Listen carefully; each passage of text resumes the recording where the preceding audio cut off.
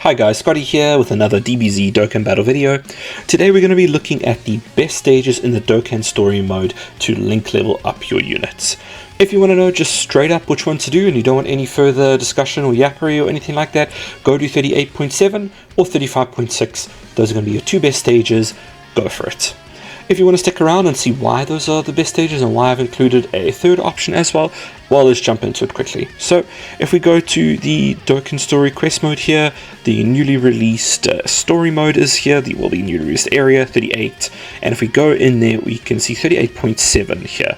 So 38.7, this, if you run it at super level as well, let's actually jump into it quickly and I'll explain. If you run 38.7, this is going to be a single fight against a single enemy against Cooler. So there is a very high chance, not a very high chance, but a relatively high chance for link level ups in these stages as well. You can actually go to something like Dokkan Info, or if you just look at the info for the event, it tells you that stage 7 of area 38 has a high chance of leveling up links.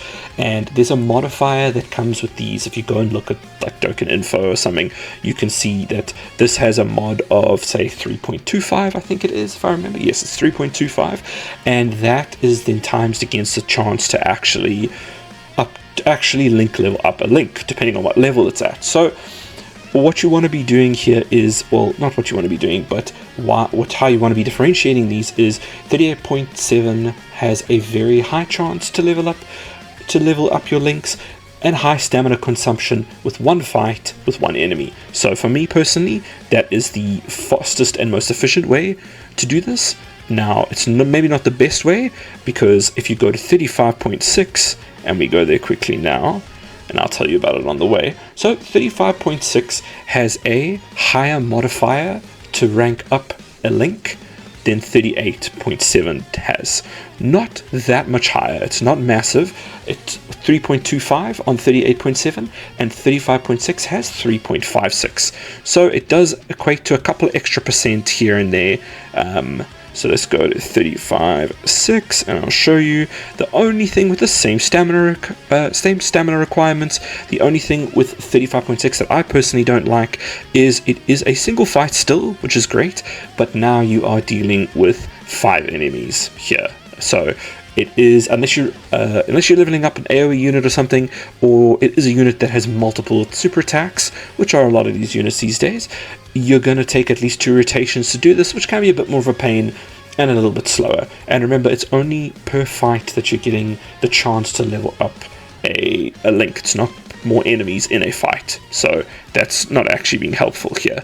So that's why I prefer 38.7. 35.6 does statistically have a higher chance to level up your links, but then you can kind of average that out as well to maybe you're getting more runs in of 38.7 because you're doing it faster. So really it's just preference, and you can decide which one you want. A 34.4 is a low stamina option. Now you can go and run it at a high stamina, obviously. So you can still also spend the same 27 stamina.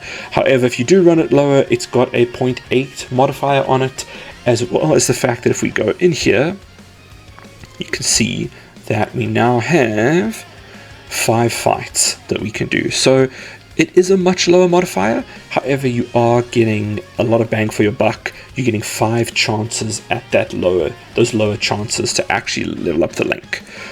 But again, I personally prefer 38.7, and I would say if you got the stamina for it, you got the meat. All of these stages actually require 27 stamina if you're going to be doing them at the most efficient. I would just suggest doing number 38.7 or 35.6 and see which one you prefer, or maybe do a mix of them. But anyway, I hope this video has been helpful, and I hopefully will see you guys in the next one.